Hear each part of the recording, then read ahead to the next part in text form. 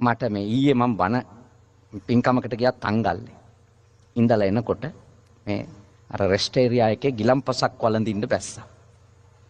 එතනදී හම්බුණා මේ නීතිඥ මහත්තයෙක්. ගිලම්පස එක්ක ගණිත්තේ. එතුමා මගෙන් ඉල්ලීමක් කරා.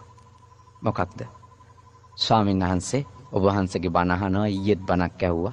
අනේ ස්වාමීන් වහන්සේ මේ අලුත් පරම්පරාවේ ප්‍රශ්න ගොඩක් බලවත්. වැඩිහිටියන්ගේ ඉඩම් ඔක්කොම ලියා ගන්නවා. වැඩිහිටියොත් මේ බණ දහම් අහලා අත්තරින්න ඕන කියලා හිතන් ඔක්කොම පරාණ භුක්තියවත් තියාගන්නේ නැතුව ලියලා දෙනවා. අනේ ස්වාමීන් වහන්සේ ලියලා සති දෙකෙන් අම්මා එළියට දාලා ගෙදරින් තාත්තා ගෙදරින් එළියට දාලා ඒ නිසා ස්වාමීන් වහන්සේ මේ ඒ ප්‍රශ්න නඩු ගොඩාක් තියෙනවා. මම නීතිඥෙක් මට ලාභයි ඒවා. එනකොට මට නඩු කතා කරලා සල්ලි හොයන්න පුළුවන්. ඒත් මම තාත්තා කෙනෙක්. මගේ නෝනා අම්මා කෙනෙක්. මම වගේම තව අම්මා කෙනෙක් තමයි එළියට වැටෙන්නේ. තාත්තා කෙනෙක් තමයි එළියට වැටෙන්නේ. මිනිස්සුන්ට මේ අත්තරිද්දි වෙන මොකක් හරි ක්‍රමයක් කියලා දෙන්න. දැන් ඔයත්තන්ගෙත් කෙස් පැහිලා. මේ බණ අහලා ළමයි අද අහයි අතරින්න නේද කිව්වේ. දැන්වත් ඔප්පුව ලියන්නේ නැද්ද? අහයි. ඔබ ඔප්පුව ලියන්න. ඔව්. දැන් නරකෙස් ඇවිල්ලා නම් ඔප්පුව ලියන්න ඕන. බලය පවරන්න ඕන. හැබැයි ඒකේ පොඩි වගන්තියක් දාලා තියන්න මා මලපසු කියලා. තේරුණානේ? ඒ වගන්තිය දැම්මට නිවනට හානියක් නැහැ. තේරුණානේ? අද නම් බුදුහාමුදුරුවෝ හිටියත් කියනවා ඒ වගන්තිය දාලා තියන්න කියලා. මොකද නැත්තම් මේ රටේ වැඩිහිටියෝ පාරට වැටෙන එක නවත්තන්න බෑ මේ අසත්පුරුෂ අකෘතඥ නේද? මේ දුෂ්ට සමාජ නේද? ලියෝ ගන්නකම් බුදු අම්මේ කීකේ කකුල් මිරික ඔළුව අතගගා නේද?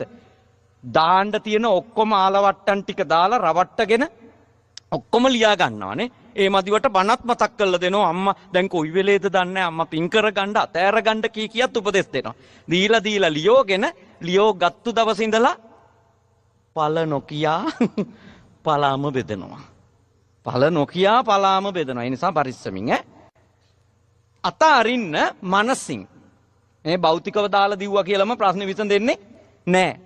නේද? ප්‍රශ්න විසඳෙන්නේ නැහැ. දැන් ඔය ඇත්ත ඔන්න දැන් අද පන්සලට එන්න කලින් සමහරු කරාබු පන්නලා, සමහරු චේන් එක පන්නලා නේ, සමහරු බ්‍රේස්ලට් එක පන්නලා තියලා තමයි ඔන්න ඇටමාලිකුත් දාන් ඇවිල්ලා. දැන් අතහැරලා ඇවිල්ලා කියලා හිතනවා. වැඩේ තියෙන්නේ බණ අහන ගමනුත් හිතෙන්නේ චේන් එක දාපු කබඩ් එකේ දොර වැහුවද අපරාධ ඇටමාල වෙනුවට චේන් එකම දාන් ඉන්න තිබේ කිසි ප්‍රශ්නයක් නැහැ. ආවා කියලා අපේ කිසි මුකුත් කියන්නේ නැහැ අපේ. තියෙන එකක් දාන් එන්න. එහෙම දාන් ආවයි කියලා අපි ඔයත්තු ගැන වරදවා හිතනවයි. එහෙනම් ඉතින් විසාකාව ගැනත් අපි වරදවා හිතන්න ඉපේ. විසාකාව අර සූසැට බරණින්ම සැරසිලා මහලතා ප්‍රසාදිනී කියලා මහා අමුතු බලගතු ආභරණෙකුත් පැලඳන්න උනේ පන්සල් ආවයි කියන්නේ.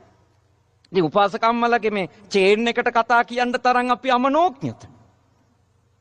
ඒ නිසා ඔයත් කැමති එකක් විලි වැහෙන්න ඇඳගෙන නේද? විලි වැහෙන්න ඇඳගෙන නේද? Taman කැමති ආභරණයක් තියෙනවා නම් දා කියාගෙන එන්න. මම නම් කියන්නේ මේ කාලේ ලංකාවේ පන්සල් එන්න නෙමෙයි කොහේ එන්නවත් ඒව දානවට වඩා බැංකුවේම තියෙන එක හොඳයි. බැංකුවේ තියද්දිත් ටිකක් කල්පනාකාරී වෙන්න. මොකද බැංකු බංකොලොත් වුණොත් එහෙම ඒවත් ඉවරයි.